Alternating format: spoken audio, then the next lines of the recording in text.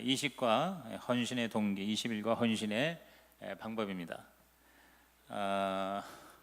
참 이 헌신이라는 말까지 왔어요. 처음에 우리가 첫 강의 시작할 때 이 죄의 문제를 가지고 시작했는데, 우리 죄인이 하나님 앞에 회개하고 하나님의 은혜와 사랑과 용서와 자비를 받고 구원을 받아서 이제 하나님의 자녀가 되어서 이제 하나님을 위해서 헌신까지 하는 단계에 이르렀다는 것만으로도 정말 얼마나 감사합니까? 우리 5, 6, 7 무더운 여름에 3개월 동안 저와 여러분이 우리 하나님과 함께 동역하는 헌신의 삶의 차원까지 이르게 된 걸 주님의 이름으로 축하합니다. 그래서 오늘이 헌신의 동기와 방법이고, 그리고 다음 주 마지막 강의가 헌신의 결심과 보상입니다. 그래서 2주 동안 이제 헌신에 대한 공부를 할 텐데, 근데 이 말은 뭔가 하니 저와 여러분이 이 생명의 삶을 공부하는 궁극적인 목적은요, 우리 하나님을 위해서 쓰임을 받는 거에 있어요. 하나님 위해서 쓰임 받는 거. 보통 우리가 헌신이라고 그러면 사람들이 오해할 수가 있어요. 헌신하면은 굉장한 걸로 생각을 하는 거예요. 그러니까 신학교 가는 거, 신학교 가서 목사 되고 선교사 되고, 그게 헌신이에요. 그래요? 물론 그것도 굉장한 헌신이죠. 그런데 그것만이 헌신이 아니에요. 우선 헌신이 과연 뭐냐? 우리 헌신의 그 의미를 보는데, 오늘 이 과에서는 세 성경 구절을 찾아보면 됩니다. 첫째가 로마서 12장 1절입니다. 우리 다 같이 로마서 12장 1절, 242페이지입니다. 우리 세번역 성경 로마서 12장 1절 다 찾으시기 바랍니다. 다 찾으셨어요? 자, 다 같이 읽습니다. 시작. 형제 자매 여러분, 그러므로 나는 하나님의 자비하심을 힘입어 여러분에게 권합니다. 여러분의 몸을 하나님께서 기뻐하실 거룩한 산 제물로 드리십시오. 이것이 여러분이 드릴 합당한 예배입니다. 자, 이제 우리 그 개역 개정판에서는 우리가 지금 예배 때 쓰는 성경에는, 그러므로 형제들아 내가 하나님의 모든 자비하심으로 너희를 권하노니 너희 몸을 하나님이 기뻐하시는 거룩한 산 제물로 드리라. 이는 너희가 드릴 영적 예배니라. 이제 우리는 이게 되게 익숙하죠. 이거 암송까지 하고 그랬으니까. 자, 여기서 이 헌신이란 과연 뭐냐? 자, 몸을 드리라. 시작. 몸을 드리라. 말 그대로 헌신은 몸을 드리는 거예요. 헌신, 우리 한자어는 드릴 헌자, 바칠 헌자죠. 우리가 뭐 헌사한다, 그렇죠? 또 우리가 헌금할 때도 저 헌자 써요. 돈을 하나님께 드린다. 헌. 그 다음에 신. 그런데 뭘 드리느냐?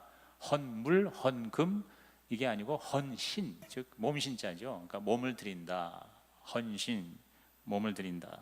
그러니까 드릴 헌자, 몸신자예요. 그러니까 헌신이라는 거는 특별한 사람만이 하는 게 아니고, 또 주의 종만 하는 게 아니라 모든 그리스도인들이 다 헌신하는 거예요. 여기서 이 로마서를 쓴 사도 바울이 로마 교회 교인들에게 하는 거지, 무슨 뭐 주의 종에게 이 편지 쓴 게 아니거든요. 바로 오늘 우리들에게, 우리 성도들에게 주신 편지거든요. 근데 그 헌신의 출발이 뭐냐면, 헌신의 출발이, 자 1절 다시 보세요. 하나님의 자비하심을 힘입어 그랬어요. 하나님의 자비하심, 시작. 하나님의 자비하심, 하나님의 모든 자비하심으로 내가 권한다. 지금 이 로마서가요, 지금 이 12장이잖아요. 근데 로마서가 16장의 전체가, 근데 로마서가 크게 두 부분으로 나누어 있어요. 1장부터 11장, 1장부터 11장까지가 이게 바로 뭐냐면 하나님의 자비하심에 대한 말씀이에요. 하나님의 은혜, 그 은혜로 구원받았다. 그러니까 특별히 믿음으로 의롭다함 받았다. 이신득이, 이신칭의, 그 유명한 로마서의 교리가 1장부터 11장이에요. 엄밀히 말하면 1장부터 8장까지예요. 9, 10, 11 이 세 장은 일종의 부록이야. 부록, 중간에 괄호치고 들어간 거예요. 그게 뭐냐면 이스라엘, 그러니까 사도 바울의 동족인 이스라엘의 구원 문제를 로마서 9, 10, 11장에 얘기했고, 그거 빼면 1장부터 8장까지, 그러니까 1장부터 3장까지는 모든 인간이 죄인이란 말이에요. 그 다음에 4장, 5장, 6장까지는 그 죄를 오직 뭐예요? 행위가 아니라 하나님의 은혜를 받아들이는 믿음으로 우리가 의롭다함 받는다. 그 다음에 7장은 그 구원받은 우리가 옛 성품하고 싸우는 거예요. 오호라 나는 곤고한 자로다. 구원은 받았는데 성령이 충만하지 않으니까 계속 갈등하는 거예요. 그래서 그 죄의 법과 의의 법이 싸우는 거, 충돌하는 게 이게 로마서 7장이에요. 그래서 로마서 7장은 굉장히 골치가 아프잖아요. 그렇죠? 그러니까 오죽하면 오라 나는 곤관자로다. 이 사망의 몸에서 누가 나를 건져내랴. 그러니까 시체하고 살아있는 거하고 붙어가지고 사망의 몸이 뭐예요? 시체죠. 그러니까 마치 내가 살아는 있는데 시체하고 붙어가지고 이게 지금 견딜 수 없는 거예요. 그런데 8장으로 넘어가면서 갑자기 기조가 달라지죠. 8장이 뭐냐? 이게 성령장이에요. 8장이 뭐냐? 이게 소망장이에요. 그래서 그때부터 뭐냐면 로마서 8장으로 들어가면 완전히 바뀌죠. 그러면서 내가 그리스도 안에서 넉넉히 이기느니라 이런 말이 나오고, 어떠한 것도 하나님의 사랑에서 우리를 끊을 수가 없느니라 이런 말이 나오잖아요. 그래서 로마서 8장이 굉장히 은혜로운 장이란 말이에요. 근데 이 모든 1장부터 8장, 그 다음에 90, 11 이스라엘장까지 다 합해서 이게 결국은 뭐냐면 하나님의 자비하심이에요. 하나님의 은혜, 하나님의 사랑, 하나님의 용서, 하나님의 구원, 이것이 바로 앞부분이에요. 그 다음에 12장부터 로마서 12장부터 16장까지는 그러한 하나님의 자비하심과 은혜를 내 삶에 적용하는 거예요. 적용.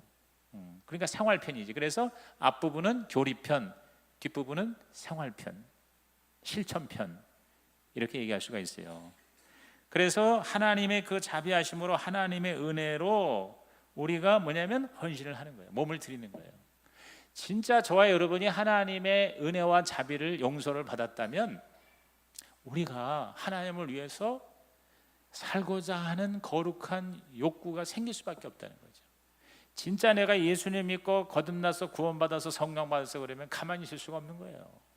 여러분이 예수 영접 모임에서 예수님을 영접해서 진짜 구원받은 감격이 있다면요, 당장 무슨 생각을 하냐면, 아이고 우리 믿지 않은 부모님 예수 믿어야 되는데, 내가 우리 부모님한테 가서 예수 믿고 구원받으라고 내가 얘기해야지 하는 마음이, 이게 일어나는 게 정상이요 비정상이요? 일어나는 게 정상이에요. 그게 헌신이란 말이죠. 헌신. 그러니까 이 헌신이라는 거는 단지 내가 의무가 아니에요. 우리가 보통 요새 헌신이 실종된 시대에 우리가 살고 있다고 그래요. 뭘 자꾸 하라고 그러면 다 뭐냐면은 안 하려고 그래요. 도망가고, 그 다음에 여기까지만 내가 할 거야. 나는 교회 출석만 할 거야. 나한테 일 시키지 마세요. 일 시키면 나 교회 안 나와. 이게 지금 너무 만연해 있는데, 여러분 헌신이라는 거를 제대로 공부를 안 하니까 그런 잘못된 행동을 하는 거예요. 헌신은 하나님한테 선심 쓰는 게 아니에요. 하나님을 이렇게 기분 좋게 하는 게 아니고, 하나님을 유익하게 하는 게 아니라 나를 위한 거예요. 나를. 내가 복받고, 내가 유익하고, 내가 행복하고, 그리고 나에게 하나님의 축복과 상급이 더 많아지니까 하나님이 헌신하라 그렇게 얘기하는 거예요. 하나님이 뺏어 먹으려고 하는 게 아니라. 무슨 얘기인지 이해가 되십니까? 너무 결론부터 세게 얘기해서 미안한데요. 헌신이라는 거는, 그리고 또 어떤 사람은 나는 헌신할 자격이 없어. 헌신은 아무나 하는 게 아니잖아요. 헌신은 특별히 진짜 하나님이 부르시고 신학교 가라고 이런 사람만 하지, 나 같은 사람이 무슨 헌신을 합니까? 이것도 잘못이에요. 헌신은 그래도 교회 나온 지 그래도 한 5년 되고 10년 되고, 헌신은 그래도 집사, 안수집사, 권사쯤, 장로쯤 돼야 헌신하는 거지, 나는 초신자라서 헌신 못해요, 이것도 아니라는 거죠. 헌신이라는 거는 말 그대로 내 몸을 하나님께 그냥 드리는 거예요. 그래서 이 헌신의 이 개념을 오늘 좀 확실하게 설명했으면 좋겠는데요. 몸을 제물로 드리는 거다. 몸을 제물로 드리라. 시작. 몸을 제물로 드리라. 근데 이 몸을 제물로 드리는데 앞에 수식어가 있어요. 수식을. 그러니까 몸을 제물로 드리는데 어떻게 드리냐면 하나님이 기뻐하실 거룩한 산제물. 세 가지 우리 하나의 그 형용사 수식어가 여기 있죠. 자, 여기 보면은 산제물, 몸을 제물로 드리는데 그당 제물이 이제 뒤에서부터 하면 뭐예요? 상제물이에요. 산제물. 그 다음에 두 번째가 뭐예요? 거룩한 제물. 그렇죠? 그 다음에 세 번째가 뭐예요? 거룩하실 제물. 하나님의 기뻐하실 제물. 하나님의 기뻐하실 거룩한 산제물. 이렇게 돼 있어요. 자, 요걸 좀 설명을 해드리는 게 필요할 것 같은데요. 이게 무슨 얘기냐면, 이거를 자꾸 오해하면 헌신이 너무너무 힘들고 너무너무 심각하고, 그리고 너무너무 이게 무거운 걸로 전달이 될 확률이 많아요. 근데 여러분, 산제물로 드리라는 말은 우리 몸을 살려서 바치라는 걸까요? 살려서 바치라는 걸까요? 또 거룩한 제물로 드리라는 것은 내가 거룩한 다음에 드리라는 걸까요? 또 하나님이 기뻐하실 제물로 드리라는 것은 내가 하나님을 한참 기쁘시게 한 다음에 내 몸을 드리라는 얘기일까요? 그게 아니라는 거죠. 그게 아니라는 거죠. 여러분, 우선 산 제물, 산 제사, 이제 그 이전 성경에는 산 제사라고 그러는데 구약에는 죽은 제사잖아요. 제물이라는 게 다 결국 죽여서 올리는 거 아니에요. 죽여서. 그런데 우리에게 산 제물로 드리라 하는 건 뭐냐면 그냥 내 있는 그대로 내가 살아있는 이 몸을 우리 하나님께 그대로 드리면 하나님이 당신의 뜻대로 쓰신다는 거예요. 그러니까 우리가 이 하나님이 기뻐하실 거룩한 산 제사라는 말은 뭐냐면 특별히 이 거룩한 제물, 그러니까 우리 구약 시대에 하나님 앞에 제사를 드리려면 거룩을 굉장히 따졌잖아요. 근데 그 거룩이라는 말이요, 진짜 우리가 하나도 흠이 없어서 하나님께 드려질 그러한 제사는 전혀 존재할 수가 없습니다. 어느 누구도 완벽하게 깨끗하게 거룩한 사람 있습니까? 예수 믿고 구원받았다고 우리가 깨끗합니까? 아니에요. 그러면 그 거룩의 의미는 뭐냐면요, 하나님의 용도로 쓰임을 받는다는 뜻이에요. 하나님이 구별해서 쓰시겠다는 거예요. 그게 바로 거룩이에요. 하기오스라는 말은 구별되었다 하는 뜻이에요. 그러니까 똑같은 그릇도 하나님이 쓰시면 거룩한 그릇이 되는 거예요. 아멘. 그러니까 저와 여러분이 별별 없는 몸도 하나님을 위해서 쓰면 하나님의 거룩한 성물이 되는 거예요. 하나님의 병기가 되는 거예요. 그런데 우리 몸이 마귀에게 드려지면 뭐예요? 마귀의 병기가 되는 거예요. 자, 그릇을 10개를 만들었는데 이 10개를 8개는 개밥으로 썼어요. 개밥. 그러면 똑같은 그릇인데 개밥으로 썼더니 개그릇이 됐어요. 개밥 그릇이 됐어요. 근데 2개를 갖다가 하나님의 성전에 성물을 담는 그릇을 썼어요. 그러면 똑같은 그릇도 그 쓰는 용도에 따라서 개밥 그릇이 되기도 하고 아니면 하나님의 거룩한 그릇, 이른바 성전에서 쓰는 성물이 되기도 한다 그 말이에요. 무슨 얘기인지 아시겠죠? 그러니까 저와 여러분의 몸이 별별 일 없는 몸이지만 하나님 앞에 우리의 삶을 드리면, 그리고 하나님께 구별해서 드리면 하나님이 그걸 하나님의 그릇으로, 거룩한 그릇으로, 기뻐하시는 그릇으로 하나님께서 받으실 만한 산 제사로 하나님께서 쓰시겠다는 거예요. 아, 네가 몸을 드렸냐? 고맙다. 그리고 내가 내 뜻을 위해서, 내 목적을 위해서, 내 용도를 위해서 너를 사용하겠다. 이렇게 받으시겠다는 그런 뜻입니다. 그러니까 여러분께서 내가 뭘 많이 갖춰서 내가 더 많이 배우고 내가 더 많이 성장하고 내가 더 많이 돈 벌어서 내가 더 내 몸을 갖다가 멋있게 만들어서 그렇게 해서 하나님께 드리겠다, 그게 아니라 지금 내가 구원받은 현재 스코어와 지금 있는 이 자리에서 있는 그대로 주님 나를 써주시옵소서라고 하나님께 나아가고 하나님께 여러분 드리면, 몸을 드리고 물질을 드리고 시간을 드리면 하나님이 그거를 기쁘게 받으셔서 하나님의 용도로 쓰셔서 하나님의 거룩한 도구로 사용하실 줄로 믿습니다.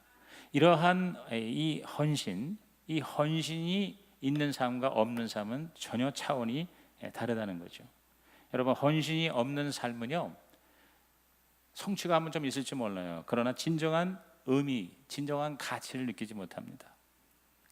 그냥 열심히 하는데 나만 위해서 사는 삶, 돈도 좀 벌고 사회적으로도 좀 지위가 높아지고 그 다음에 또 여러 가지 이런 것도 많아도요, 언젠가는 허무함이 있어요.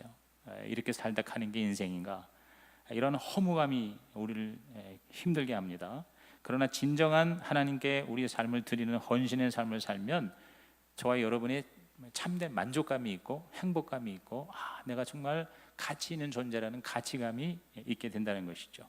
자, 우리가 신앙생활할 때도 우리 교회에 나와서 그냥 예배만 드리고 은혜만 받는데 헌신이 전혀 없어. 뭘 하라고 그러면 안 하려고 그래. 하나님께서 뭘 좀 하라고 마음을 주셔도 못 하겠어요.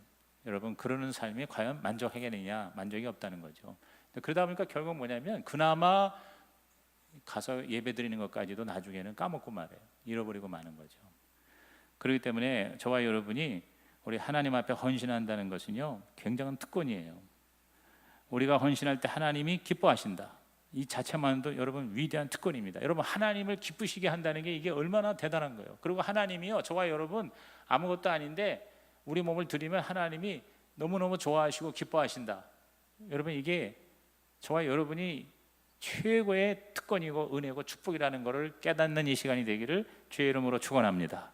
우리가 헌신하면 하나님이 기뻐하신다. 시작. 우리가 헌신하면 하나님이 기뻐하신다. 이게 바로 은혜예요. 이게 바로 최고의 축복이에요. 여러분 저와 여러분이 내 몸을 누구한테 바치고 드린다고 해서 그렇게 기뻐할 사람 많지 않습니다. 예를 들어서 어느 날 여러분이 야, 내가 우리나라 이 삼성전자가 지난번에도 보니까 굉장히 이익을 많이 남기고 이 불황 중에 그래도 삼성전자가 있으니까 이 나라가 그래도 그나마 경제적으로 이렇게 근근히 이어가는데, 이 위대한 기업 삼성전자를 위해서 내가 이건희 회장을 위해서 내가 한번 몸을 바쳐야 되겠다. 이렇게 여러분이 갑자기 마음을 먹게 돼요. 그래가지고 이건희 회장이 사는, 지금 그분이 사는 동네가 어디죠? 그분의 집 있는 데가 한남동이에요? 근데 그분이 거기 있지 않고 어느 병원에 있다고 그러시죠? 지금 아직도 못 깨어나셨나요? 아무튼 네, 그 이건희 회장이 사는 한남동에 그 저택이 있잖아요. 이제 거기를 가가지고 문을 두들겨서 제가 여기 왜 왔냐면 이건희 회장에게 몸을 바치러 왔습니다.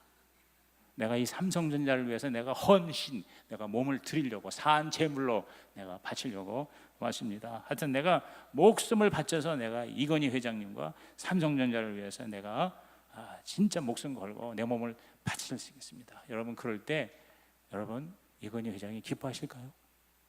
왜 미친놈이 왔냐 그러면 아마 미친놈 취급하기가 쉬울 거예요. 근데 뭐 이건희 회장까지 안 가도 되고요. 여러분 주위에 있는 어떤 사람들 내가 당주에서 몸 바치겠습니다 그러면은요, 이거 또라이 아니야? 이렇게 생각하는 사람이 대부분이지 정말 그걸 고마워하고 기뻐하는 사람 별로 없어요. 그런데요, 하나님이 만군의 하나님, 천지와 우주와 만물을 지으신 하나님이 저와 여러분이 헌신을 한다고 그러면 기뻐하신다니, 이게 얼마나 여러분 엄청난 은혜입니까? 공감이 안 되십니까? 공감이 되죠? 예, 그러니까 정말 내가 누구한테 가서 내 몸을 바친다고 해도 기뻐할 사람이 없는 이런 존재인데, 하나님이 나를 받으시고 너무 기뻐하신다는 거, 이거 생각만 해도요 여러분 사실 우리는 감격이에요. 감격. 내가 쓰임 받는다는 게 감격이에요. 나를 써주시겠다는 게 감격이에요. 아멘을 안 하는 거 보니까 감격이 하나도 없네. 참. 그래서 우리가 어떤 때는 정말, 저도 옛날에 막 정신없이 바쁘게 이렇게 쓰임 받을 때 갑자기 내가 나를 아는데 내가 정말 한심한 사람인데 하나님이 이렇게 바쁘게 나를 이렇게 써주시니까 어느 날 갑자기 그게 너무너무 감격인 것 같아요.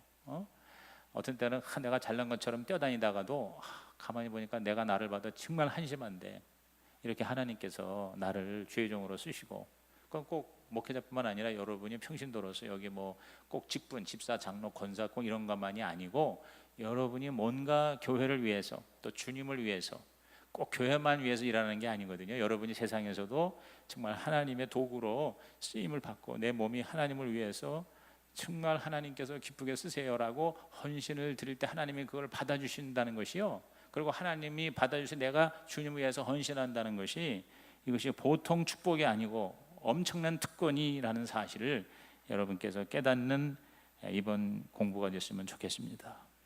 그래서 그 최영기 목사님이 그런 얘기 하더라고. 이렇게 헌신이 위대하고 영광스러운 것이기 때문에 자기는 자기 교회에서 누구한테 무엇을 부탁할 때 절대로 2번 이상 부탁하지 않는데요. 싫다고 그러면 그 다음부터는 절대로 요청하지 않는답니다.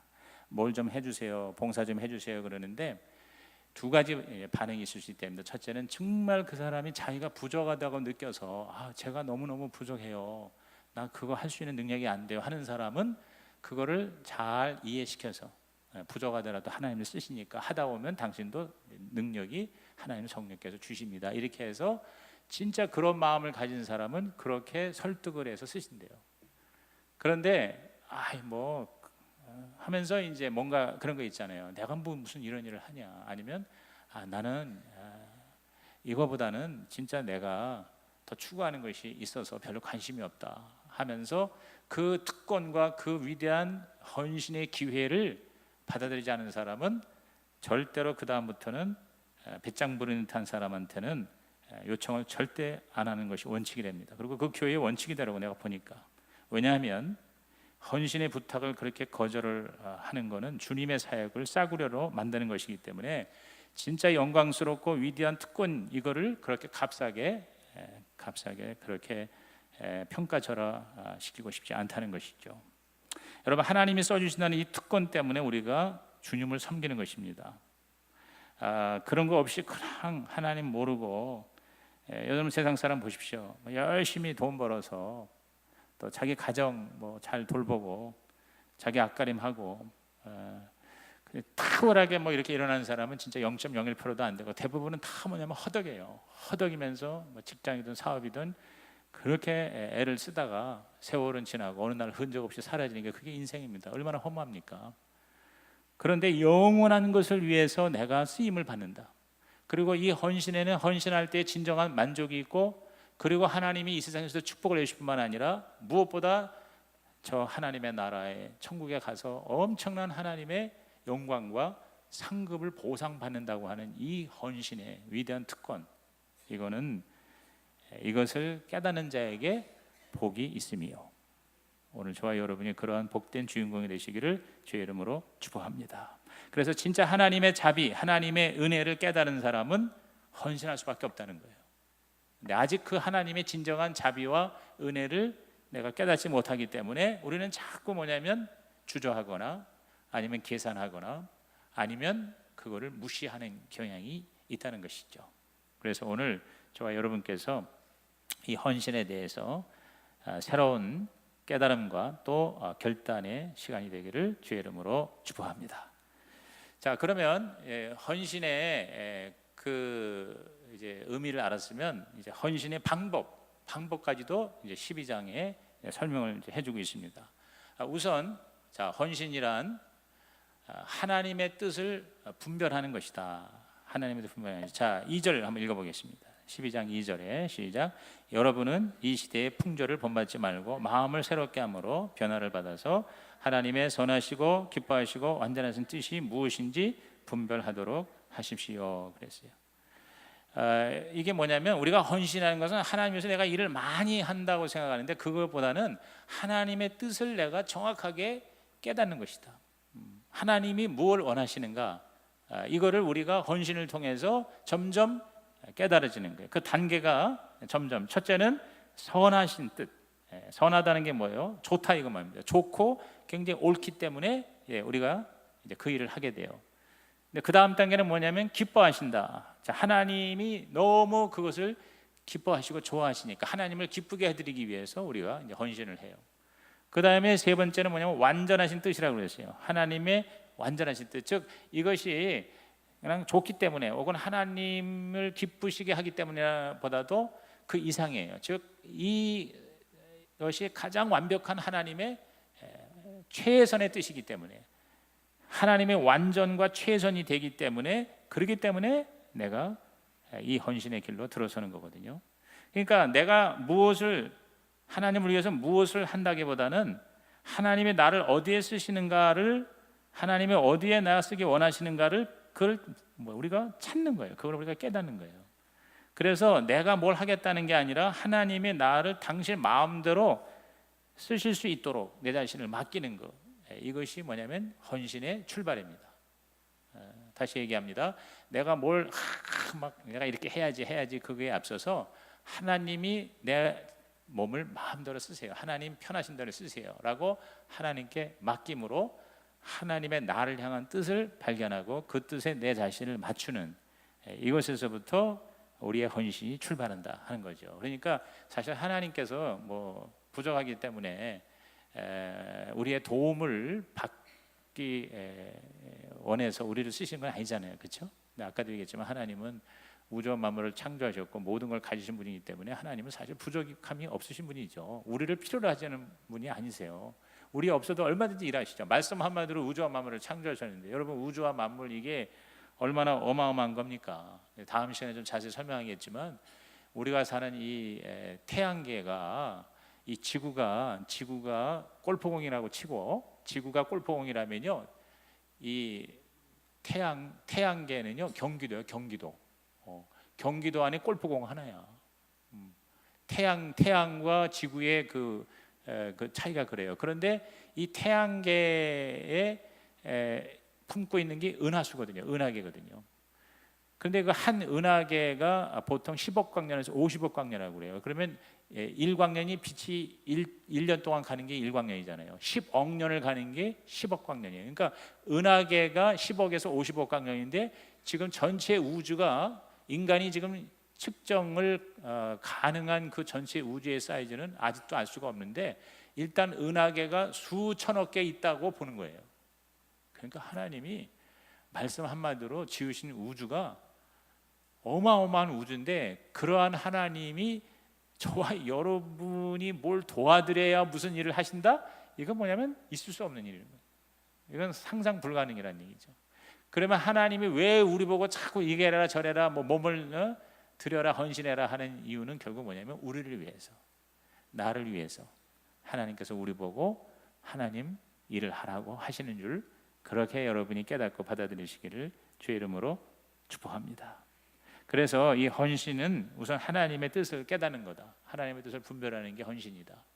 그래서 여러분이 무슨 일을 하기 전에 먼저 우리 하나님께 기도하고 또 하나님의 말씀을 살펴서 하나님이 뭘 가장 원하실까? 하나님의 선하시고 기뻐하시고 온전하신 뜻이 무엇일까? 이거 분별부터 하고 그러면서 이제 우리가 헌신 들어가는데 헌신해야 할 영역이 있어요. 헌신해야 할 영역이 세 영역입니다. 자, 생업과 가정과 교회입니다. 순서를 가정부터 하겠습니다. 따라합시다. 가정, 생업, 교회. 이제 생업이라는 말은 딸로 말하면 이제 일터라고도 볼 수가 있겠죠. 자, 우선 처음에 이 가정입니다. 가정. 가정이 바로 우리의 헌신의 영역이 됩니다. 그러니까 우리가 헌신해가지고 자꾸 교회에서만 열심히 뭐 봉사하라 하는 그런 개념으로 오해하기가 쉬운데 사실은 이렇게 세 가지가 균형이 잡혀야 돼요. 우선 이제 가정에서부터 헌신이 시작이 되는 거죠.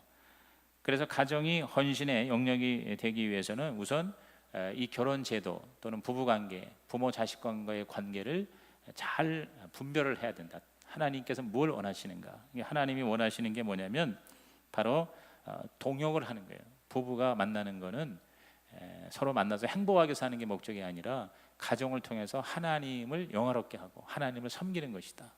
그러니까 부부는 바로 동역자다. 그래서 우리가 하나님을 위해서 이 가정을 헌신의 장으로 우리들이 하나님 앞에 드리기 위해서는 어떻게 해야 돼요? 부부가 같이 하나님을 섬겨야 되니까 예수를 믿어야 되잖아요. 그래서 믿지 않은 자와 멍해를 같이 하지 말라 하는 이유가 그거죠. 불신자하고 결혼하는 게 꼭 죄다라고 할 수는 없지만 그러나 하나님 앞에 헌신하는 가정이 되기가 어렵죠. 왜냐하면 결혼이라는 게 우리 크리스천 입장에서 볼 적에는 부부만이 하는 게 아니라 사실은 주님이 거기 개입하는 거거든요. 그러니까 서로 만나는 게 아니라 주님을 같이 만나는 거예요. 그래서 서로 손 붙잡고 주님을 향해서 바라보는 거죠. 그러니까 남편, 아내, 주님. 그래서 삼각형 구도죠. 그렇죠? 서로 마주보는 게 부부가 아니라 세상 사람은 마주만 봅니다. 그러니까 계속해서 어려운 거예요. 계속해서 불행하고 싸우고 결국은 갈라지고까지 하는 거죠. 근데 그 부족하고 불완전한 상대방을 마주보는 것으로만이 아니라 불완전한 둘이서 손을 잡고 마주보는 게 아니라 주님을 바라보는 관계. 주님을 바라보는 관계. 자, 그런 그림이 연상이 되죠? 그러니까 서로 마주보는 게 아니라 손 붙잡고 한 방향을 보는데 그 방향이 뭡니까? 예수 그리스도. 그래서 그 예수 그리스도가 가정의 주인이 돼서 그래서 우리가 항상 우리 자녀들이 결혼할 때 여러분이 가장 먼저 조건을 따져야 될 거는 예수를 믿느냐 안 믿느냐. 안 믿을 경우에는 믿게 해야죠. 그렇죠? 그래서 우리 남자들이 요새 여자를 찾을 때 기도하는 미스 코리아를 많이 찾는다고 하더라고. 기도하는 미스 코리아. 기도하는 마리아. 그러니까 근데 사실 그게 쉽지가 않습니다. 미스 코리아 아니면 미스 코리아인데 기도를 안 하고 기도를 하는데 미스 코리아가 아닌 경우가 더 많습니다. 중요한 건 뭐냐? 하나님 앞에 기도할 줄 아는 사람, 예수 믿는 사람. 그래야 같은 목표를 가지고 동역을 할 수가 있다. 배우자는 바로 동역자다. 파트너십이다. 자녀도 내가 소유하는 게 아니라 내가 내 못다 이룬 그 꿈을 자녀를 통해서 이루는 게 아니라 하나님이 이 자녀를 향한 뜻을 분별해서 하나님의 선하시고 기뻐하시고 온전한 뜻, 내 자녀에 대한 그 뜻을 우리가 구별해서 그 뜻대로 우리 자녀를 대신 맡아서 우리가 키우는 동안 하나님 나에게 주신 위탁하신 그러한 하나님의 선물이라고 생각하고 그 자녀를 그 하나님의 뜻대로 이렇게 양육하는 것, 이것이 바로 뭐예요? 헌신이에요. 가정의 헌신이다. 뭐 큰 어려움 아니죠. 이해하는데 어렵지 않죠. 그래서 인생의 목적이 결국 섬기는 것이니까 우리 자녀들을 그냥 무조건 스카이 보내서 무조건 의사만 만드는 게 아니고 무슨 일을 하든지 하나님을 잘 섬기고 다른 사람을 잘 섬길 수 있는 그런 직업을 갖도록 하고, 그리고 이왕이면 높은 목표를 세워서 그 목표를 이루는 걸 통해서 우리 하나님의 소명을 감당하게 하는 것, 이것이 바로 우리 자녀들을 키우는 우리의 목표가 되겠죠. 자기 대리 만족의 대상으로 자녀를 삼지 말라, 그 말인 것입니다. 그래서 어쨌든 저와 여러분의 가정이 우리 하나님을 섬기고 서로를 섬기는 헌신의 장이 되시기를 주의 이름으로 축복합니다. 그 다음에 바로 뭡니까? 생업, 일터죠. 일터. 생업과 직업도 바로 하나님께 우리 몸을 드리는 헌신과 사역의 장이죠. 우리가 하는 이 일은 바로 하나님을 섬기는 거룩한 도구가 될 수가 있는 겁니다. 그러니까 단지 돈만 버는 게 아니라 이 사업을 또는 일을 통해서 우리가 삶의 보람을 느끼고, 그리고 하나님의 뜻을 이루며 다른 사람을 섬기는 것, 그리고 거기에 하나님께서 주시는 그 정당한 응당의 보수를 받고 사는 것, 이것이 바로 우리의 일의 개념이죠. 그런 자세로 일을 한다면 지나친 경쟁, 속임수, 사람을 무시하는 거, 이러한 일이 되지 않는다는 거죠. 그래서 성경의 원칙대로 우리가 직장에서 일하는 것도 돈은 거룩한 수단이지 돈 버는 게 목적이 아니라 정말 이 직업을 통해서 많은 사람을 행복하게 하고 또 하나님을 영화롭게 하는, 그래서 장사를 하더라도 이 장사를 통해서 우리 하나님과 사람을 섬기는 그런 기회로 여기는 이런 자세가 바로 일터가 헌신의 장이 되는 그러한 자세겠죠. 그래서 제가 지난번도 얘기했지만 우리 그 휴스턴 교회에서 그 의사들이 굉장히 많거든요. 거기가 그 앤더슨 그 암 연구소가 있어서 전 세계 의사들이 수만 명이 이제 그 휴스턴을 찾아온대요. 그래서 우리나라 의사도 1년에 뭐 수백 명이 거기를 가서 짧으면 몇 개월, 길면 2, 3년 거기 거주하면서 이제 거기서 어떤 트레이닝을 받는데, 그러다 보니까 이제 그 교회를 많이 온대. 그래서 의사가 뭐 거기 한 100여 명 이상 되는가 봐요, 그 교회가. 그런데 그 의사들이 거기서 예수님을 만나고 훈련을 받고 그 다음에 목장에서 섬기는 목자의 삶을 살면서 이 일 또는 이 어떤 직업이, 의사로서의 직업이 단지 세상에서 말하는 보수 많이 받고 존경 많이 받는 그러한 엘리트 그런 어떤 전문 직장인 이런 의미가 아니라 하나님을 잘 섬기는 하나의 영역이다, 이런 걸 배워가서 이제 한국에 다시 나와서 옛날에는 환자를 보면 돈으로만 봤는데 그게 돈이 아니고 정말 내가 섬겨야 하는 하나님이 보내신 영혼의 그 구원을 놓고 기도하고 또 사랑으로 섬기고, 이렇게 해서 정말 하나님께 영광을 돌리는 뭐 이제 그런 간증들을 이제 많이 하게 되는데요. 아무튼 저와 여러분이 일이 바로 사역이 되고 하나님께 내 몸을 드리는 헌신의 기회가 되도록 그렇게 최선을 다하는 것, 이것이 이제 일터 혹은 생업에서의 헌신이고요. 그 다음에 이제 세 번째가 바로 이제 교회에서의 헌신이겠죠. 교회 사역도 마찬가지겠죠. 그러니까 교회는 뭐 더 우리가 실질적이고 구체적인 헌신의 기회가 많습니다. 교회 와서 우리가 섬겨야 할 영역들이 굉장히 많은데, 근데 이런 모든 것들이 균형을 잘 잡아서 가정과 일터와 교회 이 세 영역이 다 저와 여러분이 하나님 앞에 우리의 몸을 드리는 헌신과 사역의 아름다운 영역이 되고 장이 되기를 주의 이름으로 축원합니다. 그래서 저 그림을 여러분께서 항상 마음에 염두에 두도록 그렇게 했으면 좋겠고요. 그 다음에 이제 마지막이 베드로전서 2장 9절입니다. 우리 베드로전서 2장 9절 291페이지입니다. 베드로전서 2장 9절 신약성경 우리 여러분 세 번역에 291페이지. 291페이지예요? 아니죠. 베드로전서 2장 9절은 359, 360페이지쯤 되나요? 자, 베드로전서 2장 9절. 우리 옛날에 설교도 들어오는 말씀인데요. 세 번역이니까 조금 다른데 우리 한번 다 같이 읽어볼까요? 시작. 그러나 여러분은 택하심을 받은 족속이요 왕과 같은 제사장들이요 거룩한 민족이요 하나님의 소유가 된 백성입니다. 그래서 여러분을 어둠에서 불러내어 자기의 놀라운 빛 가운데로 인도하신 분의 업적을 여러분이 선포하는 것입니다. 그 다음에 10절. 여러분이 전에는 하나님의 백성이 아니었으나 지금은 하나님의 백성이요 전에는 자비를 입지 못한 사람이었으나 지금은 자비를 입은 사람입니다. 그랬어요. 자, 여기 택하심을 받은 족속, 왕과 같은 제사장들, 거룩한 민족, 하나님의 소유가 된 백성, 이 하나님의 이 부르심이거든요. 하나님의 택하심, 하나님의 부르심. 그래서 거기 뒷부분에 여러분을 어둠에서 불러내셨다는 거죠. 자기의 놀라운 빛 가운데로 인도하신 분의 업적을 여러분이 선포하는 것입니다. 그래서 이 헌신에 있어서 이제 결론적으로 가장 중요한 게 뭐냐면 하나님이 우리를 부르셔서 우리가 하나님께 몸을 드리는 삶을 살게 하는 가장 큰 목적은 뭐냐? 왜 부르셨느냐?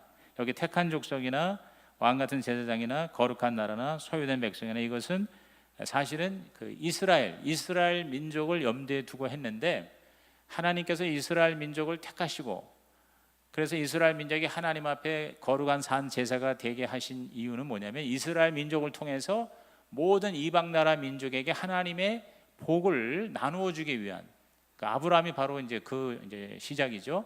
복의 근원으로 이스라엘을 세우는데 이스라엘 민족이 그 하나님의 뜻을 그 하나님의 선하시고 그리고 기뻐하시고 온전하신 뜻을 깨닫지 못한 거예요. 그래서 자신의 특권으로만 생각한 거죠. 그래서 섬기는 그런 민족이 되는 거를 실패하고 만 거예요. 그래가지고 결국 뭐예요? 하나님께 심판을 받았죠. 그래서 하나님께서 제2의 그 방법으로 쓰신 게 바로 뭐냐면 신약의 교회예요. 그래서 구약의 이스라엘은 신약의 교회의 하나의 그림자예요. 그래서 예수 그리스도를 통해서 이제는 하나님의 택한 백성, 하나님의 부르심이 모든 이방 사람에게 다 열려 있게 된 거예요. 그래서 저와 여러분이 이렇게 뭐예요? 이제 하나님의 백성이 됐어. 우리가 이제 택한 족속이 되고 왕 같은 제사장이 되고 거룩한 나라가 되고 소유된 백성이 된 것입니다. 아멘입니까? 그러니까 저와 여러분을 그래서 교회를 새 이스라엘이라고 하는 이유가 그거죠. 그러니까 우리는 바로 뭐냐면 영적인 이스라엘이에요. 하나님의 택한 백성이에요. 그러면 하나님이 택한 목적이 또 뭐냐? 결국 뭐예요? 똑같아요. 이스라엘을 택한 목적이나 바로 교회를 통해서 온 세상 민족에게 복의 근원이 되게 하셨다 그 말이에요. 저와 여러분은 복의 근원이다. 한번 따라합시다. 나는 복의 근원입니다. 우리 옆에 계신 분에게 당신은 복의 근원입니다. 그래서 우리를 통해서 뭐예요? 어둠에서 불러내어 자기의 놀라운 빛 가운데 인도하신 분의 업적을 선포하는 것입니다. 그러니까 오늘 설교에도 뭐냐면 우리가 하나님께로도 난 자가 된 것은 사랑하고 세상을 우리가 이기고 그리고 간증하는 거다. 증거가 있어서 하나님이 바로 우리의 진정한 주인이시다. 하나님께서 보내주신 예수님을 내가 영접하면 우리는 구원을 받는다. 내 안에 하나님의 나라가 있다. 이런 거를 사람들에게 나타내기 위함이다. 선한 영향력이 되기 위함이다. 이 말이죠. 그래서 세상 사람에게 하나님을 소개하고 또 하나님을 세상 사람들에게 인도하는 이러한 삶을 살게 하는 것. 이게 바로 하나님의 저와 여러분을 부르신 목적이고 우리 입장에서 볼 적에 우리가 하나님께 헌신하는 진정한 모습이 여기에 있다는 것이죠. 그래서 저와 여러분이 하나님께 헌신함으로 여러분을 통해서 다른 사람들이 복을 받는 복의 근원이 되시기를 주의 이름으로 축원합니다. 아까 우리 헌신의 동기의 마지막 부분 우리 베드로전서 2장 9절 말씀 제가 한 달 반 전에 설교할 때 그 네 가지가 바로 우리 교회에 저와 여러분의 성장의 그 어떤 단계로 말씀드린 적도 있죠. 택하신 족속 왜 택했느냐? 하나님이 우리를 교제하기 위해서. 그래서 펠로우십이라고 그랬죠. 기억나세요? 하나님 우리하고 서로 사랑하고 교제하기 위해서 택했고 또 왕 같은 제사장이란 건 뭡니까? 우리 하나님 앞에 나아가는 그런 하나의 그 이제 예배가 되는 거죠. 예배, 이제 교제와 함께 그 다음에 우리가 왕 같은 제사장이 되기 위해서는 우리가 뭐냐, 리더다, 리더십. 그러니까 펠로우십 혹은 월십, 예배와 함께 이제는 왕과 제사장은 다 뭐냐면 하나의 리더십이거든요. 세상에서 왕같이 살고 교회에서는 이제 제사장, 영적인 그런 사역을 한다. 그래서 리더십이라고 기억나세요? 우리는 다 하나님의 리더다. 그 다음에 또 뭐라 그러세요? 거룩한 나라. 거룩하라는 것은 그냥 되는 게 아니라 뭐냐면 우리가 이제 훈련을 받아야 된다. 그래서 이제 제자 훈련, 영어로 discipleship, 제자 훈련이다. 그래서 거룩의 훈련, 경건의 훈련, 이제 이런 걸 위해서 뭐 새벽기도라든가 기도 훈련이 있고 또 말씀 훈련이 있고 또 섬기는 훈련, 이런 것들이 다 뭐냐면 바로 거룩한 나라가 되는 거거든요. 그리고 이제 마지막으로 소유된 백성이다. 그러니까 철저하게 뭐냐면 하나님이 우리 인생의 주인이다. 내가 내 거 아무것도 없다. 철저하게 우리 예수님이, 하나님이 나의 인생의 주인이 된다. 그래서 이제 그거를 주제권, 로드십이라고 이렇게 얘기를 했어요. 그래서 영어를 써서 좀 죄송하긴 합니다만, 쉽이라는 말이 어떤 그 공동체성, 그러니까 하나님의 그 부르신 백성들이 한 배에 타서 그런 정신을 같이 공유한다. 그래서 이제 펠로우십, 리더십, 디사이플십, 그리고 마지막으로 로드십, 이렇게 설명을 이제 드렸어요. 근데 이 모든 것들은, 이 부르심의 목적은 뭐냐면, 목적은 바로 아까 얘기한 것처럼 복의 근원, 우리가 복의 근원이 되는 거거든요. 그래서 결국 나만 잘 먹고 잘 사는 게 그게 우리 크리스찬 되는 게 아니다. 하나님이 우리를 부르시고, 특히 헌신의 이 개념은, 헌신은 바로 내가 먼저 복을 받고 그 복을 다른 사람에게 나누어 주는 그런 하나님의 기회가 되고 하나님의 어떤 통로가 되는 거죠. 그렇죠? 그게 헌신이다. 그러니까 나도 복 받고 남도 복 받게 하는 게 그게 바로 헌신이다. 아멘. 그래서 우리가 처음 다시 아까 이제 우리 헌신의 이제 동기 시작을 다시 우리가 복습해 보면, 헌신이라는 거는 내가 다 준비되어서 하나님께 내 몸을 드리는 게 아니라 내가 몸을 드리면 하나님이 뭐예요? 그렇게 준비시켜 주신다, 쓰신다 이 말이에요. 하나님의 용도대로, 하나님의 뜻대로 쓰신다 그 말이에요.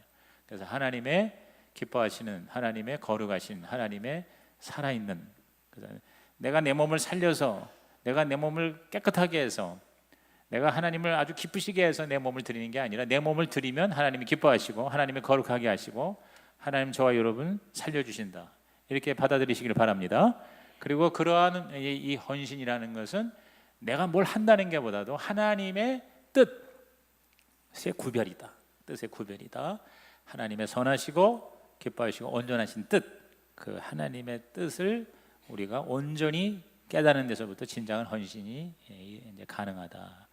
저도 이제 이 말씀을 준비하면서 내가 목회를 하는 목사로서 내가 뭘 교회를 이렇게 하겠다 하는 이런 나의 어떤 흔히 말하는 이제 비전이잖아요. 어떤 꿈이잖아요. 이런 것을 진짜 하나님하고 깊이 기도하는 가운데 하나님의 뜻을 이 구별하고 분별하는 그런 시간이 사실은 더 필요하다. 일을 열심히 하는 것보다 중요한 건 하나님의 뜻을 내가 깨닫는 게 더 중요하다. 그래서 여러분도 우리 하나님의 그 뜻에 맞는 내 용도가 되도록 우리 하나님의 저와 여러분을 향하신 그 뜻을 구별하는 일에, 더 기도하는 일에 많이 시간을 투자하시기를 주의 이름으로 부탁을 드립니다. 자, 그러면 이제 헌신의 방법입니다. 헌신의 방법, 시작. 헌신의 방법. 이 헌신의 방법도 로마서 12장에서 그 1절과 2절 그렇게 이제 헌신이 뭐고 그다음에 그 헌신의 출발이 뭐다라고 얘기하시면서 방법까지도 얘기해 주신 거예요. 그래서 로마서 12장 이제 3절에서 8절인데요. 기니까 같이 읽는 것보다 그냥 제가 읽어가면서 설명을 해드릴게요. 일단 찾으세요. 몇 페이지예요? 242페이지죠. 자, 거기 성령의 그 은사가 여기 나옵니다. 그러니까 헌신의 방법은 뭐냐면, 그것도 헌신하는 그 방법도 내가 이렇게 내 힘을 가지고 하는 게 아니라 내가 하나님께 몸을 드리면 하나님께서 저와 여러분에게 그렇게 하나님께 헌신할 수 있는, 사역할 수 있는 능력을 주신다는 거죠. 그게 바로 뭐냐? 은사예요, 은사. 그래서 여기 보면 자 3절 나는 내가 받은 은혜를 힘입어서 여러분 각 사람에게 말합니다. 여러분은 스스로 마땅히 생각하는 것 이상으로 생각하지 말고 하나님께서 각 사람에게 나누어 주신 믿음의 분량대로 분수에 맞게 생각하십시오. 자 거기 하나님께서 각 사람에게 나누신 믿음의 분량이라고 있잖아요. 거기다 밑주시세요. 믿음의 분량. 이 믿음의 분량이 바로 뭐냐? 이게 바로 은사예요. 그래서 4절 한 몸에 많은 지체가 있으나 그 지체들이 다 같은 일을 하는 것이 아닙니다. 여기서 이 지체가 다른 말로 말하면 은사예요. 은사. 우리 각자가 하나님이 주신 특별한 능력이 있다 이 말이죠. 이와 같이 우리도 여럿이지만 그리스도 안에 한 몸을 이루고 있으며 각 사람은 서로 지체입니다. 그러면서 6절에 하나님께서 우리에게 주신 은혜를 따라 우리는 저마다 다른 신령한 선물을 가지고 있습니다. 자 거기 신령한 선물 밑주시세요. 신령한 선물이 이게 바로 한자어로 뭐예요? 은사예요. 은사. 근데 그 은사는 은혜를 따라 주어집니다. 은혜. 그 은혜라는 건 하나님이 그냥 우리에게 일방적으로 이렇게 너한테 주마 하고 주시는 그 어떤 분량이에요. 어떤 사람은 은혜를 많이 받고 어떤 사람은 은혜를 조금 받을 수도 있어요. 그러니까 그 은혜를 따라서 그 사람의 믿음의 그 분량에 따라서 하나님의 각자에게 각양 다른 종류도 다르고 양도 다른 선물을 주시는데 신령한 선물 그걸 우리는 은사란. 그래서 은사를 헬라어로 카리스마라고 그래요. 많이 들어보셨죠? 카리스마 시작. 카리스마가 은사예요. 은사 헬라어로. 그런데 그 카리스마라는 단어의 앞에 붙은 카리스라는 단어가 있어요. 따라합시다. 카리스라는 말도 들어보셨어요? 그 카리스라는 말이 그레이스라는 말이에요. 영어의 그레이스가 은혜죠. 은혜. 카리스가 헬라어로 은혜예요. 근데 마가 붙어요. 마가 뭐냐면 결과라는 전미사예요. 결과. 그러니까 카리스 은혜의 마 결과가 바로 은사예요. 그러니까 하나님이 그냥 일방적으로 각 사람에게 우리가 잘나서 노력해서 애써서가 아니라 그냥 하나님이 우리 구원을 주시듯이 우리에게 능력을 그냥 주셨어요. 태어날 때 선천적으로 주시고 예수 믿을 때 영적으로 은사로 주시고 이게 다 뭐냐면 하나님 마음이야. 하나님이 그냥 우리에게 주신 그 은혜의 결과가 나타난 게 카리스마, 은사다 그 말이에요. 그래서 카리스의 마 결과 카리스마, 은사가 됐어요. 그래서 쉽게 얘기하면 은사는 은혜의 결과다. 시작. 은사는 은혜의 결과다. 그 말입니다. 거기서. 그러면서 이제 거기 6절 하반절부터 이제 예언부터 시작이 되잖아요. 근데 이제 재미있는 게 이 고린도에 나오는 또 은사가 있죠. 고린도전서 12장에 보면은 은사가 9가지가 나와요.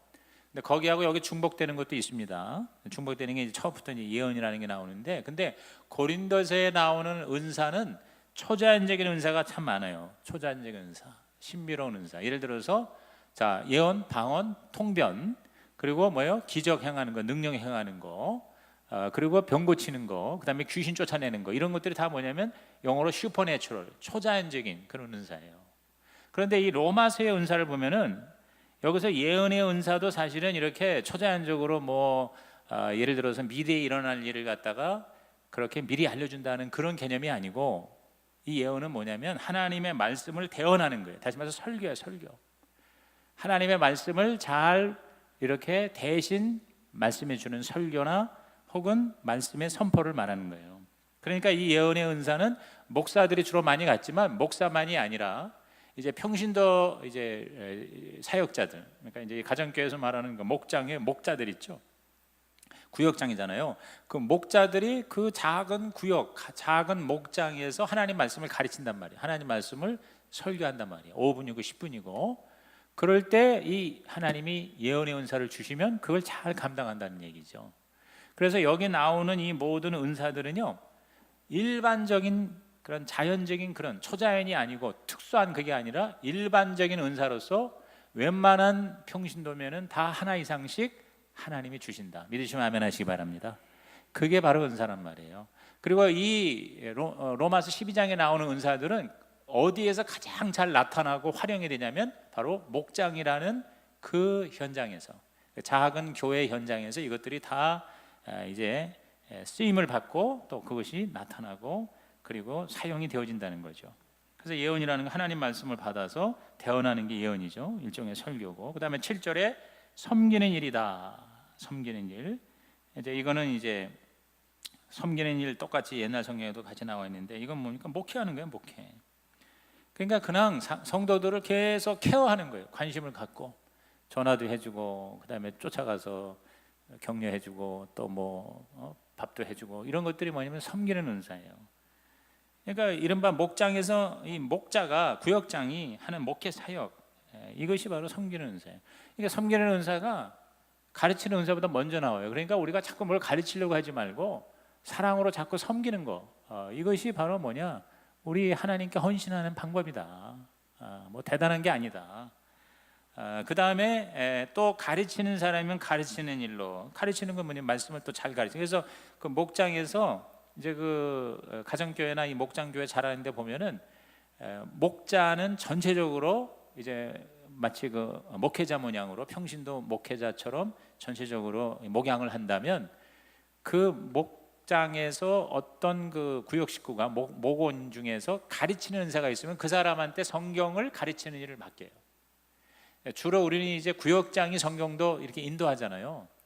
그런데 이 가정교회가 아니더라도 뭐 예를 들어서 그냥 일반 교회의 구역이나 또는 다락방이나 뭐 이런 데서 보면은 강사라는 그런 직분을 받은 사람이 있어요. 교사 혹은 강사. 그러면 그 사람은 공과를 열심히 준비해서 그 사람은 그것만 해. 그렇죠? 무슨 얘기인지 아시겠죠? 그러니까 그렇게 가르치는 은사를 받은 사람은 가르치는 일로 헌신을 하는 거예요. 그 다음에 또 보면은 네 번째 은사가 뭐로 나와 있죠? 권면하는 사람이 있어요. 권면. 우리 이전 성경에는 권위라는 말로 나오는데요. 이건 뭐니까 상담이죠. 상담. 이렇게 잘 상담을 해주는 거예요. 잘 듣고 권면해주는 이런 사람도 목장에서 필요하죠. 교회에서 필요하죠. 그러면 권면하는 일에 힘쓸 것이요. 그 다음에 또 나누어주는 사람, 다섯 번째 은사가 나누어주는 사람 이렇게 되어 있는데요. 이게 우리 개역 개정판에서는 뭐라고 나누는 거 아니? 구제로 나와 있습니다. 구제하는 자는 성실함으로. 근데 이 구제나 또는 나누어 준다 하는 말은 원래 의미에서 조금은 좀 벗어나는데 원래 의미가 뭐냐면요, 바로 헌금이에요. 헌금. 그러니까 gift of giving 혹은 offering. 영어 성경에는 아예 그게 정확하게 나와 있는데 gift of offering이라는 게 뭐냐면은 드리는 거예요. 헌금을. 다시 말해서 특별히 이렇게 물질적으로 하나님께 특별히 이렇게 복을 많이 받는 사람이 그것도 은사라고 볼 수 있어요. 은사. 그런데 그 은사로서의 그 물질 축복은 특징이 뭐냐면 자기가 그걸 다 쓰려고 소유하는 그런 개념이 아니고 그걸 가지고 아주 과감하게 남을 돕고 구제하고 또 필요한 것을 채우는 그런 쪽으로 특별히 하나님이 부르셔서 그 부르심에 응답하는 헌신의 삶을 사는 사람이 있을 수 있다는 거죠. 그러니까 사실 돈을 버는 것도 돈을 쓰는 것도 은사인 것 같아요. 돈을 벌려고 애를 쓴다고 돈이 벌려지냐? 그렇지가 않고, 또 돈을 쓰는 것도요, 돈이 많다고 돈을 잘 쓰느냐? 그것도 아니에요.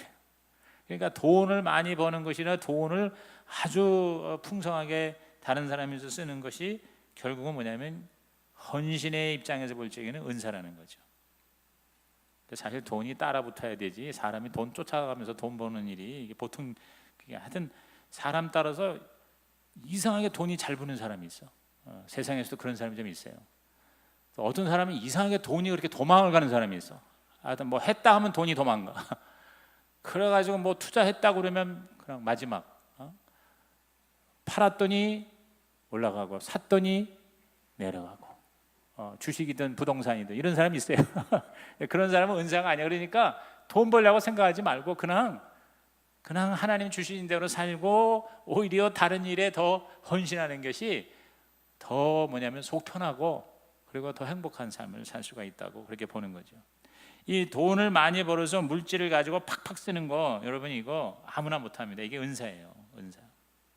그런데 교회나 목장이나 그런 사람이 있을 때 굉장히 큰, 쉽게 말하면 몸을 세우는 일을 한다 이 말이죠. 그렇죠? 교회에서도 예를 들어서 뭐 건축 뭐 이런 거, 그다음에 팍팍 써가지고 한 사람이 진짜 큰 돈으로 이렇게 세우는 경우도 있고, 그래서 뭐 어떤 분은 또 어떤 장로님은 뭐 교회를 평생에 뭐 10개를 세웠다 100개를 세웠다, 이런 것들이 왜 가능하냐면 은사예요.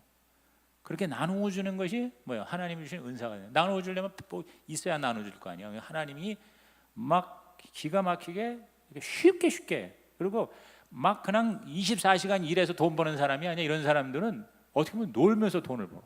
한 3분의 1만 일하고 3분의 2는 돌아다녀. 그 돈 쓰느라고 돌아다녀. 뭐 선교지 가서 그냥 거기서 뭐 자동차도 사주고 자전거도 사주고 교회도 세우고 맨날 비행기 타고 다니면서 이제 그렇게 하고. 그러니까 그런 걸 가능한 건 뭐냐면 그런 쪽으로 은사를 받은 사람이 그렇게 헌신할 수 있는 거지. 모든 사람이 다 그렇게 할 수도 없는 거고 또 뭐요? 할 필요도 없는 거죠. 그러니까 하나님께서 그 자기 은사를 정확하게 알아서 그것을 잘 쓸 수 있도록 그렇게 잘 가이드하는 것이 굉장히 중요하다. 그러니까 예를 들어서 이런 삶 공부에서 이런 것들을 가르치고 하다 보면 하나님이 자기의 숨은 은사, 하나님께서 나에게 주신 은사가 있는데 그걸 내가 안 쓰고 그거를 사장시키는 사람이 그거를 뭐요? 발견해서 쓰면 놀라운 하나님의 역사가 영광이 나타날 수 있다. 할렐루야. 또 어떤 경우는 하나님이 안 주셨는데 난 준 줄로 생각하고 자꾸만 애쓰다가 뭔가 마음이 상할 필요도 없다는 거죠. 그래서 특별히 이 교회가 이렇게 많지는 않지만 그래도 아주 소수죠. 뭐 한두 명이라든가 두세 명 그런 사람들이 꼭 하나님의 교회에는 있다는 거죠. 그래서 그 최영계 목사도 이제 자기 그 강의할 때 이제 은퇴하고 나서 뭔가 주님을 섬기려고 하는데 누구한테 손 벌리기도 그렇고 그래서 아주 깨끗하게 그만둘까 했는데 어떤 그 사업하는 사람이 은퇴 시점에 20만 불을 캐시로 그냥 우리 최 목사님께 줬다고 그러더라고요. 그러면서 목사님이 마음대로 사역을 하면서 특히 전 세계 다니면서 비행기 값이 많이 필요할 테니 이걸 그 용도로 쓰십시오 해가지고 캐시로 20만 불을 현찰로 이렇게 거액의 헌금을 주셨다고 그렇게 얘기하더라고요. 그 후계자인 이수관 목사도 자기가 목사 안수 받는 그 시점에 어느 분이 그분은 그렇게 크게 사업을 하는 분이 아닌데 10만 불을 들고 왔대요. 10만 불을 들고 와서 선교하는 일에 전적으로 이것을 목사님께서 기도하시면서 마음대로 쓰십시오. 이제 그래서 그 구자를 따로 만들어 가지고 거기서 어떤 뭐 당회나 아니면 또 뭐 그런 시스템 안에서 이렇게 결제를 받는 게 아니라 그 안에서 자기가 기도하고 쓰고, 물론 이제 뭐 최 목사님 같은 경우는 그 자기가 개인으로서 다 영수증 처리를 하고 있다고 들었는데, 그 다음에 또 뭐 책을 냈는데 막 1,000권, 2,000권을 누가 대신 사서 그걸 이렇게 개척교회 목사들한테 쫙 나눠준다든가, 이렇게 사실은 보이지 않지만 그게 많이 나타나지 않지만 이제 그런 식으로 주의 종을 섬기거나 또는 교회를 세우거나 아니면 선교 지역의 선교의 일을 감당하기 위해서 그렇게 크게 쓰는 사람이 있어요. 이게 바로 뭐냐? 바로 여기 은사예요. 나누어주는 사람. 이게 바로 은사죠. 이게 바로 gift of giving 혹은 gift of offering이라는 은사입니다. 그래서 하나님께서는 우리 하나님의 사람들이 그렇게 구차스럽게 사는 걸 원치 않으시고 하나님의 은사 가운데에서 자유함을 가지고 살게 하시는데, 특히 물질적으로 하나님의 은사 받은 사람 여러분 가운데 또 여러분의 자녀들 가운데 크게 일어나기를 주의 이름으로 축복합니다. 근데 이제 그거는 그렇게 자기가 받은 거를 그렇게 고민하거나 또 그렇게 계산하지 않고 그냥 하나님이 주신 그 마음으로 그걸 과감하게 하나님을 또 하나님의 몸된 교회를 위해서 쓰는 이런 은사가 바로 이 5번째 은사고, 그다음 6번째에 거기 지도하는 사람, 이거는 뭡니까? 리더십 은사죠. 다스림의 은사죠. 행정의 은사 뭐 이런 거 관리하는 거죠. 그다음에 또 자선을 베푸는 사람, 그래서 이 자선을 베푸는 사람, 이거는 바로 국률의 은사다. 국률의 은사다. 그러니까 남을 도와주고, 이거는 꼭 뭐 돈이 있어서가 아니라 불쌍히 여기는 그런 마음으로 사람들을 이렇게 위로해주고 격려해주는 그런 은사들을 말하는 거죠. 그리고 뭐 작은 거지만 꼭 이거는 어떤 물질을 많이 받아서 이렇게 아까 얘기하는 그 gift of offering이나 헌금의 은사 혹은 기부의 은사하고는 좀 다른 은사인데요.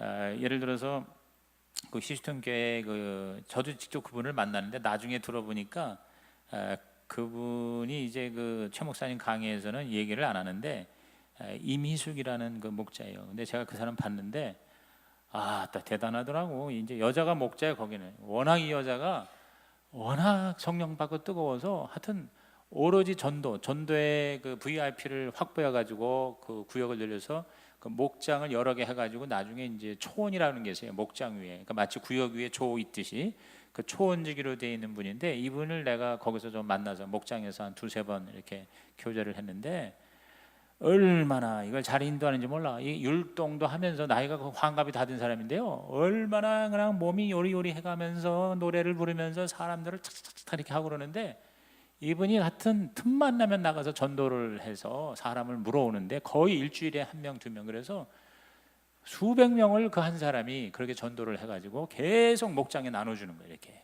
그래서 VIP 없는 사람에게 갖다가 이제 끼워주고 하고 그러는데, 그때 내가 모였을 때 바로 2, 3일 전에 자기가 전도한 내용을 얘기해서 배꼽을 잡았다니까. 그게 뭐냐면 이제 이 미장원회를 갔대요. 근데 미장원에 갔는데 화장실이 미장원 안에 있지 않고 바깥에 있대. 근데 바깥에 있는데 남녀 공용 화장실이래요.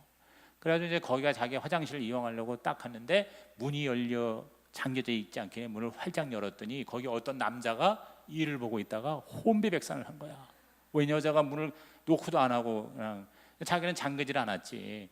그래가지고 그냥 놀래가지고 얼른 문을 닫고 죄송합니다 그러고는 이 이미숙이라는 사람이 이제 가려다가, 제가 직접 들은 얘기예요. 그분이 이제 간증하는 얘기. 가려다가 저 사람이 혹시 예수 안 믿는 사람일 수 있을 거야. 그래가지고는 그 아저씨 나올 때까지 화장실에서 기다린 거야. 자기 용변 참아가면서. 그러니까 그 사람이 나오니까 그냥 엎드려 절하듯이 백배 사죄하는 마음으로 정말 죄송합니다. 제가 노크도 안 하고 너무 민망하게 그렇게 해서 너무 괜찮다고. 그런데요, 이것도 다 인연인데 혹시 연락처 하나 적어줄 수 있냐고 그래서, 아니 이 여자가 왜 갑자기 그러냐고 그러는데, 하도 그러니까 내가 진짜 선생님을 위해서 너무 죄송해서 제가 기도도 해드릴 겸, 그리고 또 이게 인연인데 이게 또 한인 사회에서 또 나중에 언제 만날지 모르는데 하면서, 이분이 그런데 아주 집요한 그런 뭐라 그럴까, 끈질긴 그런 열정이 있고 그 다음에 은사가 있는 거야 이 사람이. 그래가지고 결국은 그분 이름은 못 하고 전화번호만 딴 거야. 전화번호만 따가지고 계속 전화를 벌써 이틀 되는데 벌써 여러 번 했다는 거예요. 여러 번 해가지고 뭘 맨날 이름도 모르는데 전화번호만 따가지고 다음 주 목장에 그 사람이 초청이 됐어요. 예수 안 믿는 사람인데 하도 이 여자가 얼마나 그랬는지 아주 지겨워서 내가 그럼 가겠다고 그래가지고 어느 주소 주고 몇 시에 밥 먹으러 오세요. 그러니까 이제 믿지 않은 사람한테는 뭐 이것이 구역이니 교회니 목장이 이런 소리 안 하고, 우리 같이 좋은 사람들끼리 식사하는데 꼭 오셨으면 좋겠다고 그래가지고, 그 사람 아직까지 자기 이름 모른대. 그럼 이제 다음 주에 모이면 그때 이름 따면 된대. 그래서 전화번호는 받았으니까. 그래서 그 간증을 하는데 그 용변 보다가 서로 놀래가지고 뒤로 자빠진 얘기를 하는데 하여튼 배꼽을 잡았다니까. 그런데 바로 이제 이분이 왜 이렇게 삶이 바뀌었냐면, 그러니까 이분이 워낙 강하니까, 이분이 여자인데 목자야. 그러면 그 남편을 목부라고 그래. 목부. 참나 목부. 그러니까 남자가 목자일 경우에 여자를 목녀라고 그러고, 그러니까 이런 용어는 너무 신경 쓰지 않으시는 게 좋을 것 같고요. 그런데 그 남자는 그냥 옆에서 그냥 이렇게 보조만 하는데 여자가 알아서 다 하더라고. 근데 이분이 이렇게 된 그 배경을 보니까, 이분이 사실은 맨몸으로 불법 체류로 그 도시에 온 거예요. 휴스턴에. 그렇게 왔는데 아무것도 없이 맨몸으로 이제 온 거예요. 한 20년 전에. 그런데 어떤 예수 믿는 아줌마를 만난 거예요.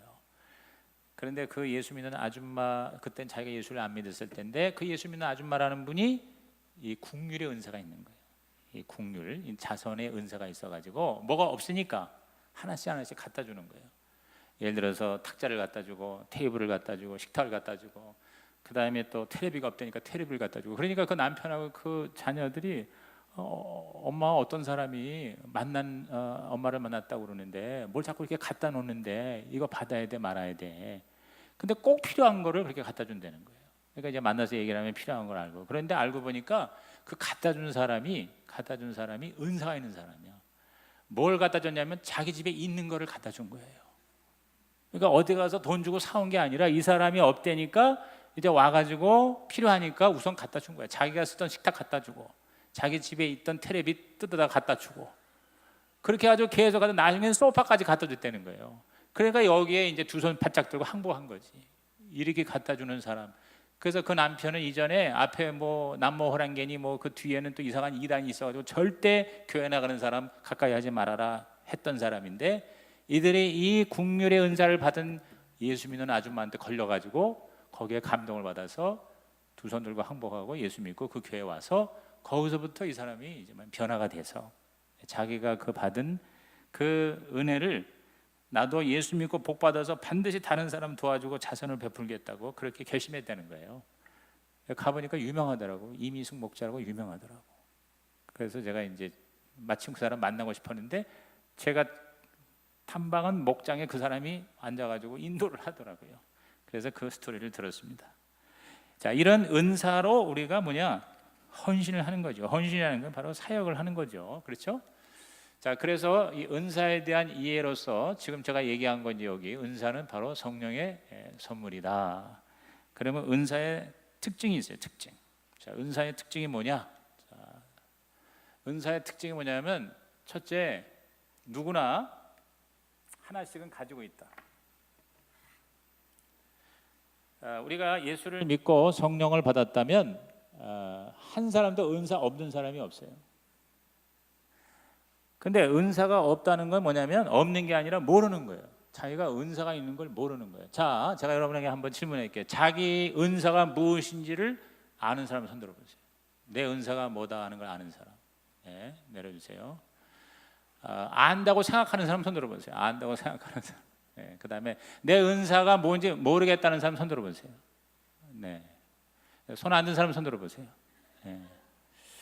대개 은사를 모르고 있기 때문에 내가 은사가 없다고 생각하는 건데, 그래서 이 은사를 우리가 아는 게 필요해요. 여러분 시험에 이제 마지막 날 다음 주 시험에 뭐가 나오냐면 내 은사가 무엇입니까 하는 시험이 나옵니다.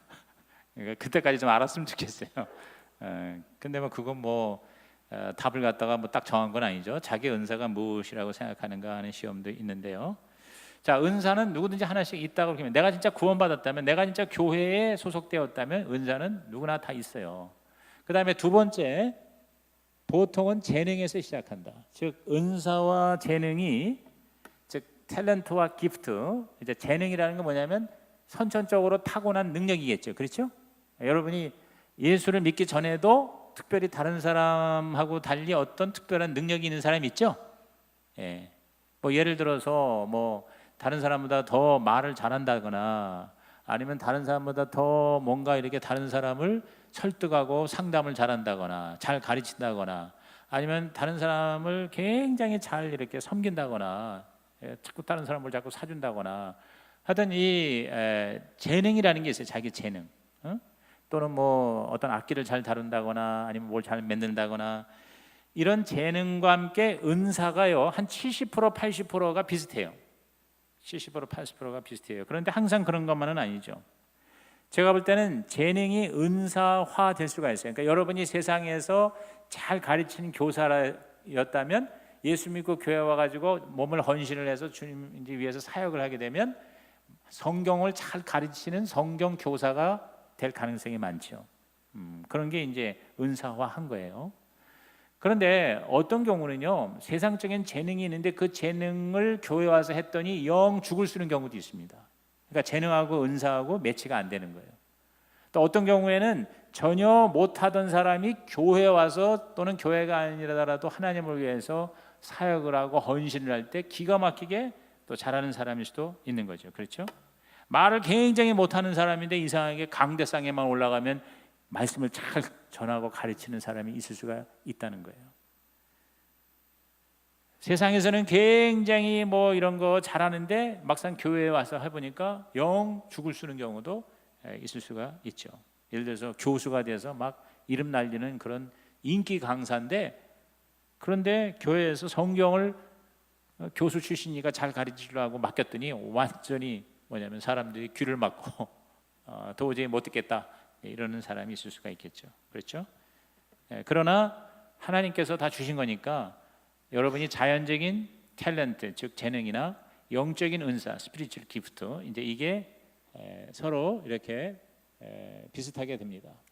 그 다음에 세 번째 특징은 뭐냐면 한 사람이 하나 이상 가진다는 거죠. 꼭 하나만이 아니라 두 개, 세 개, 어떤 사람은 더 많이.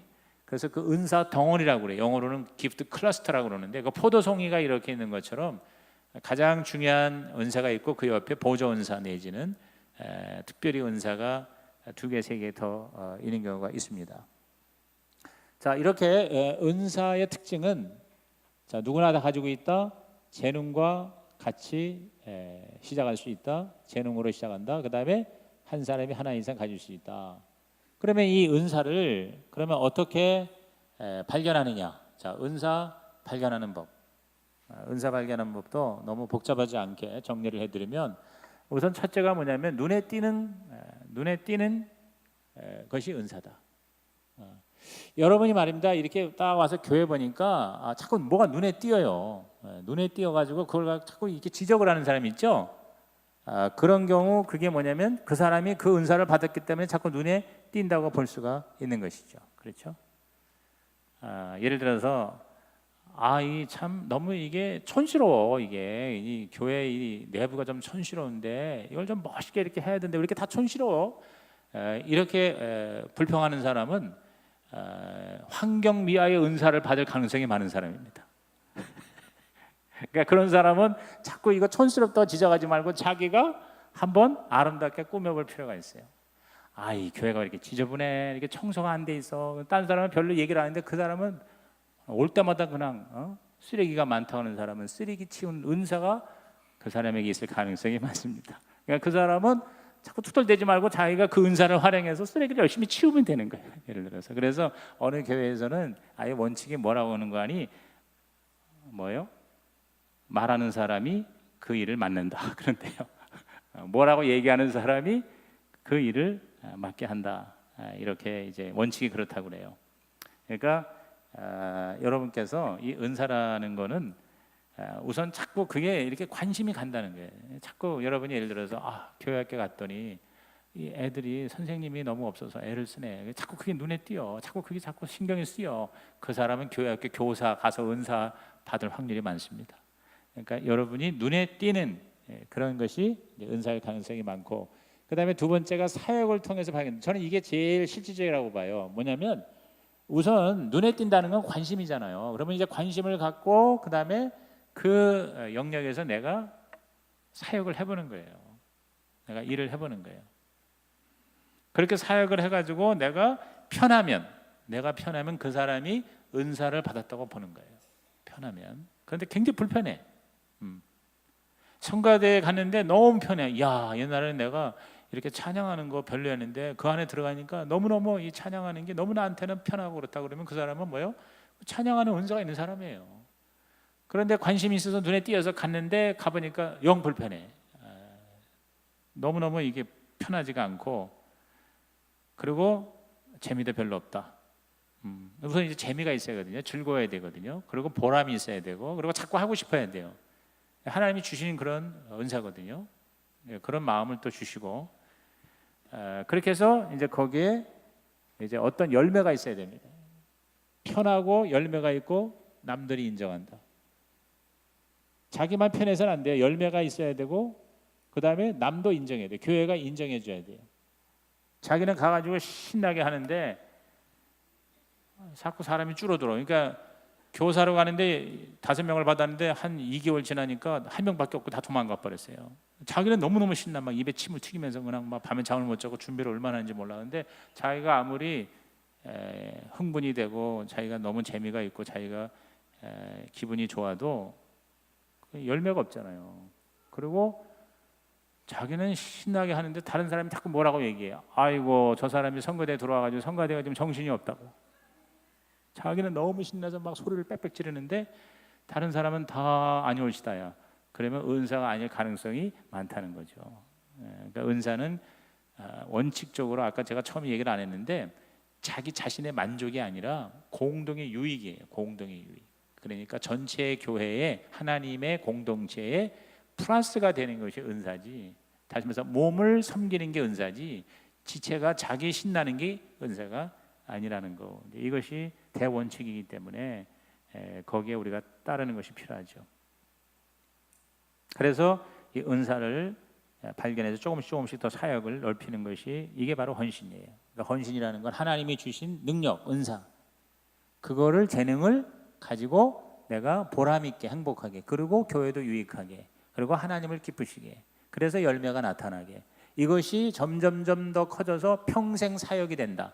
평생 사역이 된다. 최고의 축복이죠. 최고의 축복이에요. 그래서 정말 머리가 허열 때까지 찬양의 은사가 있는 사람이 성가대를 정말 죽을 때까지 그렇게 하는 사람. 또 그 지미 카트 대통령 모양으로 주일학교 교사를 갖다가 60년 이상을 하는 거예요. 죽을 때까지 하는 거예요. 왜? 자기도 행복해. 교회 학교에서도 할렐루야야. 애들도 좋아해. 그리고 자꾸 늘어나. 그런 사람은 죽을 때까지 하는 거예요. 건강할 때까지 하는 거예요. 그러니까 그런 식으로 평생 사역, 따라합시다. 평생 사역, 평생 헌신. 이게 가장 아름다운 겁니다. 자꾸 이거 하려고 저거 하려고 하지 말고 나에게 주어진 한 가지, 그게 유익하다고 그러면, 그게 내가 행복하다고 그러면, 그리고 그게 열매가 있다고 그러면, 다른 사람에게 유익이 된다고 그러면 뭐예요? 그걸 끝까지 하는 거죠. 하다 말다 아니라 끝까지 하는 거. 이것이 바로 헌신의 가장 중요한 포인트다. 그래서 우리가 은사를 발견하는 방법으로, 자, 눈에 띄고 관심이 있습니다. 가서 사역을 하는 거예요. 사역을 해서 편하고 열매 있고 남들까지 인정한다. 그러면 그것이 뭐예요? 거의 100% 자기 은사다. 이렇게 볼 수가 있는 겁니다. 그래서 우리가 은사 따라서 헌신하고 사역을 하는 것이 굉장히 중요하다는 걸 설명을 합니다. 자, 이제 마지막으로 고린도전서 4장 2절 말씀 찾아보고 오늘의 강의를 마치겠습니다. 자, 고린도전서 4장 2절 말씀 253페이지 맞습니까? 굉장히 짧아요. 시작. 이런 경우에 관리인에게 요구하는 것은 신실성입니다. 너무 그 현대 번역이라서 조금 이렇게 뭔가 이렇게 신비롭지가 못한데, 우리 성경으로는 그리고 맡은 자들에게 구할 것은 충성이니라 그랬어요. 그래서 거기 관리인이라는 게 뭐냐면 청직이에요. 관리인이 바로 맡은 자들이죠. 청직이. 그 청직이에게 요구되는 것은 신실성, 즉 충성, 신실성 혹은 충성. 그래서 이 충성이라는 것은 바로 신실성, 번역이 참 현대적으로 잘 되는데 영어로 integrity 혹은 faithfulness. 그러니까 이거는 뭐냐면 끝까지 하는 거예요. 약속을 잘 지킨다는 뜻이에요. 이 신실성이라는 것은 한번 자기가 하나님 앞에 또 사람 앞에 서약을 했으면 그것을 끝까지 지키는 거. 그래서 약속을 잘 지키는 것이 충성 혹은 신실성입니다. 그래서 우리 이 관리인이라는 거는, 청직이라는 거는 바로 헌신하는 저와 여러분을 말하는 거예요. 헌신하는 사역자는 하나님이 약속을 잘 지키시는 신실하신 분이니까, 믿으신 분이니까 우리도 그 하나님의 속성을 닮아서 끝까지 견디는 거예요. 그래서 제일 중요한 게 인내, 충성, 끝까지 충성하는 거. 그래서 우리 이 헌신의 가장 큰 유혹은 뭐냐면 그만두는 거예요. 뭐 하다가 그만두겠다, 뭐 시험 들어서 그만둔다, 기분 나빠서 그만둔다, 힘들어서 그만둔다, 이런 것은 진정한 헌신이라고 볼 수가 없다는 것이죠. 그래서 왜냐하면 이것은 하나님하고의 이 관계이기 때문에, 하나님의 약속이니까. 그래서 저도 참 요새 이제 그런 생각을 많이 해요. 우리가 잘하고 못하는 건 둘째 문제입니다. 사실 제가 휴식단을 갔지만 거기서도 그 담임 목사도 그러더라고요. 자기네가 200개 목장이 있지만 진짜 잘 되는 데는 3분의 1밖에 안 됩니다. 3분의 1은 그냥 그렇습니다. 그리고 3분의 1은 죽을 쑤입니다. 그런데 중요한 건 뭐냐? 죽을 쑤는 그 목장도 절대로 그만둔다는 말은 없습니다. 그게 포인트더라고요. 다시 말해서 끝까지 한다, 버틴다 이 말이에요. 인내, 신실성, 끈기. 이게 바로 뭐냐? 이게 헌신이다. 그리고 이게 바로 성숙이다. 이제 그거를 우리가 강조해야 된다. 왜? 이것은 하나님과의 약속이기 때문에. 그래서 가장 중요한 게, 이제 앞으로 우리도 이제 목장을 세우고 하는 일이 하루아침에 안 되고, 이게 굉장히 시간을 필요로 하는 이유가 이런 교육이 있고, 또 따로 또 정말 헌신한 사람들, 이게 자발성과 책임감이 제일 중요해요. 억지로 절대 시킬 수 없거든요. 하나님도 절대 억지로 우리를 쓰지 않으세요. 여러분 우리가 마음 같아서는 70억 인구, 67억 인구를 다 구원 받으면 얼마나 좋아. 하나님이요 공중에서요 갑자기 말이요 무시무시하게 나타나가지고 안 믿으면 다 죽는다 그러면 67억 한꺼번에 예수 다 믿어요. 근데 하나님 절대 그렇게 안 하세요. 항상 뭐냐면 자발성이에요. 헌금도 헌신도 모든 봉사도 첫째 자발성, 둘째는 책임감이에요. 일단 하겠다고 하면 책임을 지는 거. 이 자발성과 책임감, 시작. 자발성과 책임감. 이제 이게 이 생명의 삶도 그래서 생명의 삶도 억지로 이걸 공부시킬 수 없어요. 여러분이 이거 해야 되겠다고 이제 오셨을 거예요. 아니면 뭔지 모르지만 하라고 그러니까 순종해서 여러분 오셨단 말이에요. 제가 여러분 말이요 싫다는 걸 갖다가 목을 갖다가 이렇게 줄로 묶어 가지고 여기다 앉힌 거 아니거든요. 그러면 뭐냐? 그다음에 책임감이라는 거죠. 책임감이라는 게 뭐예요?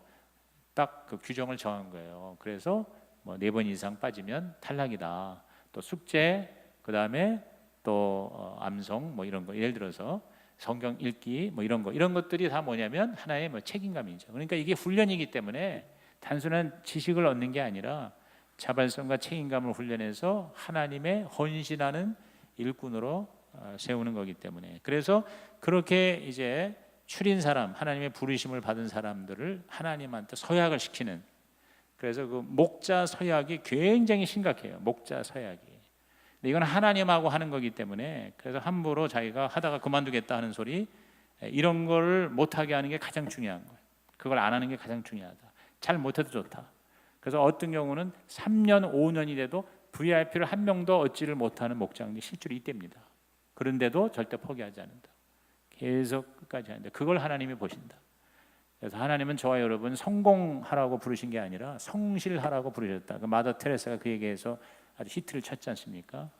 그래서 이 서약이라는 게 하나님과의 서약이기 때문에 처음에 약속을 함부로 하지 말아야지 일단 했으면 서약했으면 그것을 뭐예요?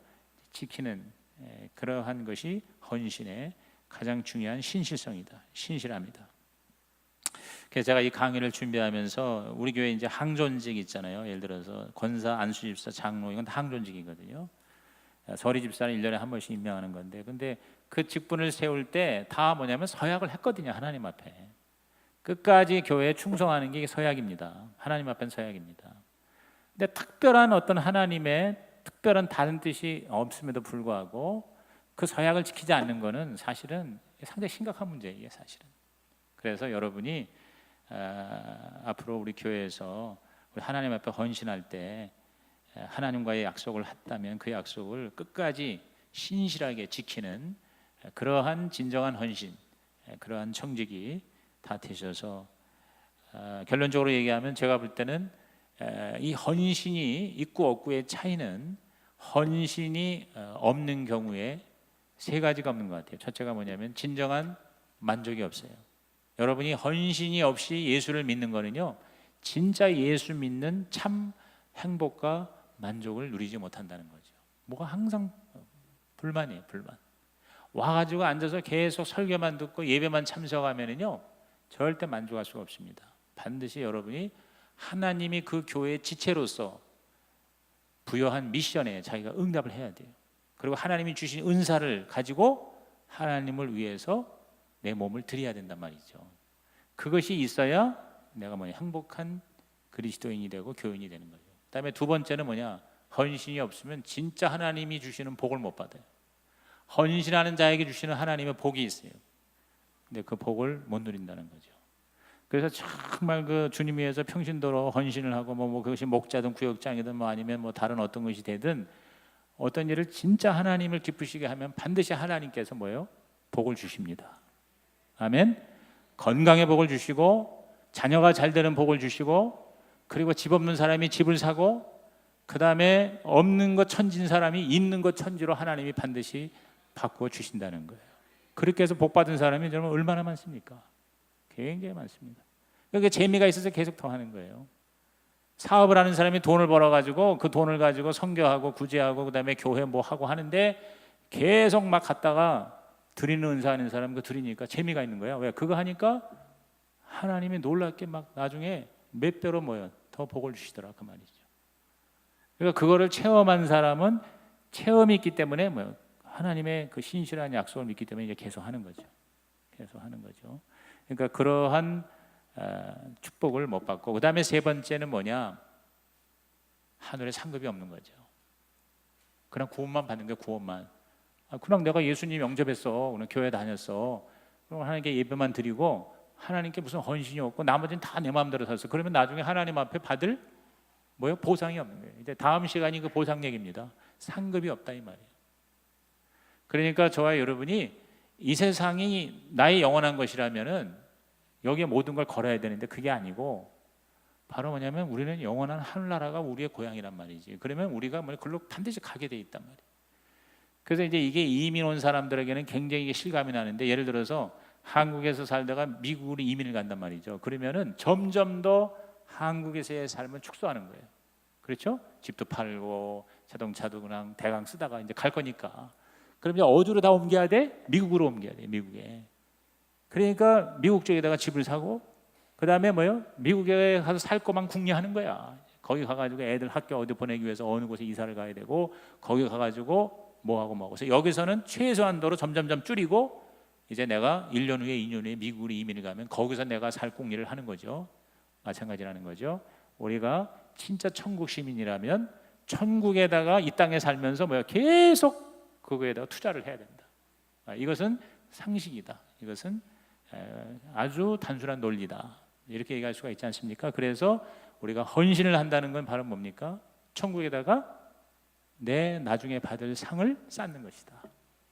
그러면 자, 뒤집어 말해서 헌신이 있다면 이 세 가지가 다 있겠죠. 그렇죠? 헌신하면 진짜 행복하고 만족하고, 진정한 헌신이 안 되면 계속 불만족이 있죠. 이제 그거 뭐냐면 자기 뜻을 이루기 위해서 사실은 봉사한다고 볼 수 있죠. 이 목회자도 보니까 하여튼 그 기로에서 정말 결단을 할 때가 많은 것 같아요. 내가 내 야망을 이루기 위해서 목회를 할 때 너무너무 많이 시달리고 힘들다는 거예요.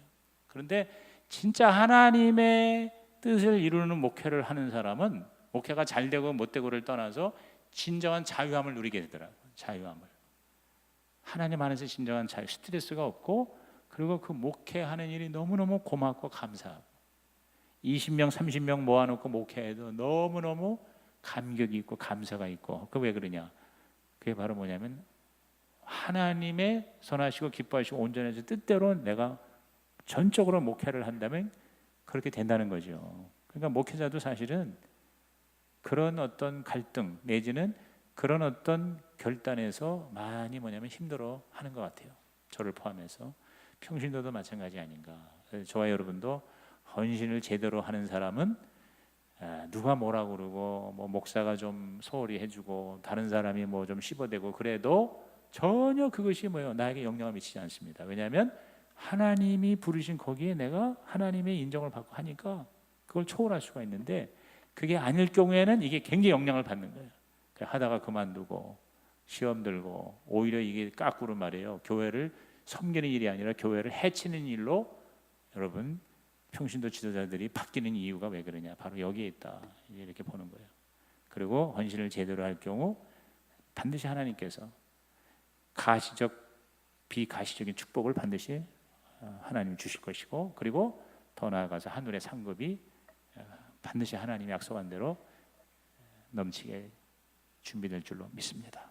기도하시겠습니다. 하나님, 오늘까지의 공부를 통해서 우리 생명의 삶을 공부하시는 분들이 정말 이 마지막 단계 하나님 앞에 몸을 드리는 헌신의 결단과 은혜가 있게 하여 주시옵소서. 예수 그리스도의 이름으로 축복하며 기도하옵나이다. 아멘. 할렐루야. 수고하셨습니다. 감사합니다.